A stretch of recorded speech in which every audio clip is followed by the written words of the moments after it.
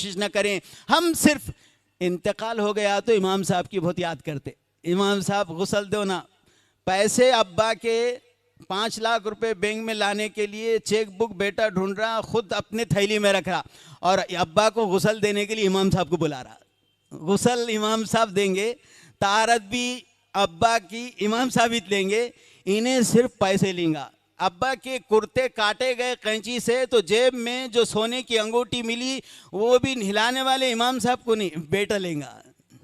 बेटा अंगूठी सोने की ले रहा है, ला हौला वला कुव्वता इल्ला बिल्लाह। बिल्कुल आप अब्बा के वारिस से लीजिए, लेकिन एक बात याद रखिए, हम सुबह शाम इस प्रोग्राम के साथ चलें कि मेरे अच्छे और बुरे में, मेरे हर वक्त मेरे रहबर, मेरे रहनुमा, मेरे आबादी की ये उलमा, मेरे मस्जिद के इमाम साहब है। और उसी के साथ साथ एक बात याद रखें कि अपनी सुबह शाम की ज़िंदगी को बेहतर बनाने के लिए खूब अच्छी तिजारत करें।